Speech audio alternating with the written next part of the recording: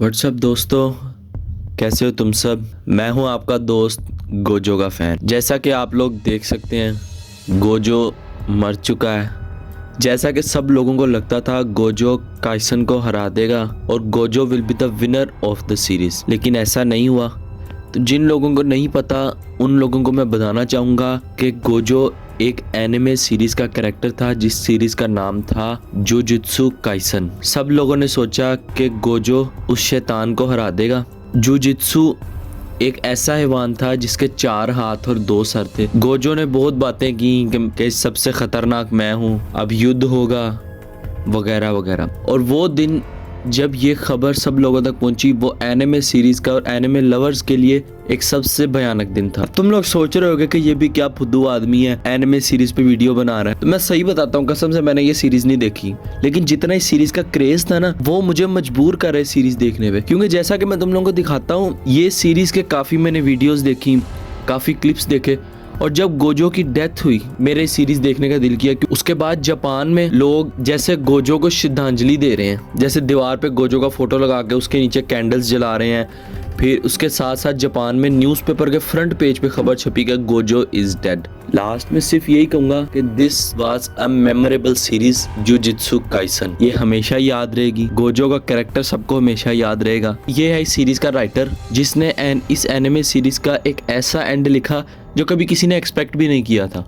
अब उसकी असल वजह, जैसा कि तुम लोगों ने थंबनेल में देखा, मैं इस बात की असल वजह तुम लोगों को बताऊंगा कि गोजो क्यों नहीं रहा। क्या तुम लोगों ने कभी सोचा है कि गोजो इतना ताकतवर कैसे था, इतना बाहिम्मत कैसे था, किस तरह अपने आप को उस शैतान से भी ज्यादा ताकतवर समझता था, कितनी आसानी से उस शैतान से लड़ने चला जाता था। ये बात कभी किसी ने सोची? ये किसी ने नहीं सोची। इसकी वजह मैंने इंटरनेट पे पढ़ी, मैंने काफी रिसर्च किया, बहुत सारी वेबसाइट्स पर मैंने जाकर देखा, और जहां तक जाकर मुझे पता चला, काफी साल पहले की बात थी। एक समुराय था, मशहूर और ताकतवर समुराय था। वो इतना बहादुर था कि 2 डाकू थे, लोग थे, सब लोग उससे डरते थे क्योंकि वो इतना ताकतवर था। उसके बाद एज यूजुअल जो हमेशा होता है जिंदगी में, उसकी शादी हुई। उसकी शादी हुई, शादी होने के बाद उसके यहाँ एक बेटा हुआ। उसने अपने बेटे को भी अपनी तरह ही बहादुर बनना सिखाया, सब कुछ अपनी तरह ही उसको बहादुरी से लड़ना सिखाया, बल्कि अपने से भी ज्यादा बेहतर बनाने की कोशिश की। इसी बीच उसको एक दरिया के किनारे ना एक कुत्ता नजर आता है जो भौंक रहा होता है। वो जाता है, कुत्ते को साइड पर करके थैला खोलता है, तो उसके अंदर से उसे एक बच्चा मिलता है। वो उस बच्चे को बचाकर घर ले आता है। घर लाकर वो उस बच्चे की बिल्कुल अपने बच्चों की तरह परवरिश करना शुरू करता है। उस बच्चे को भी वो वैसे ही अपनी सारी ताकत, अपना लड़ाई का तरीका,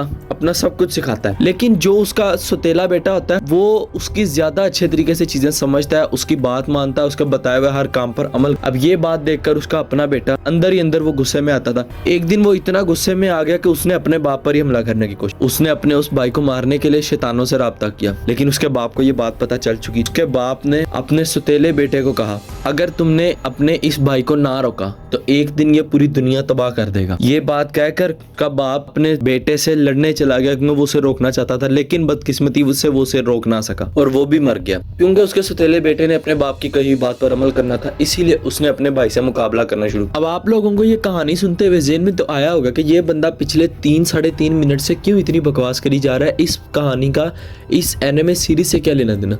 तो लेना देना है, जैसा कि मैंने वेबसाइट से पढ़ा और आपको सुनाया। इस कहानी में जो उस समुराय का अपना बेटा था, वो बेटा बना सुकुना, और जो उसका सौतेला बेटा था वो है गोजो। नहीं यार, मजाक के अलावा बात है, this story is 100% real because I was that dog.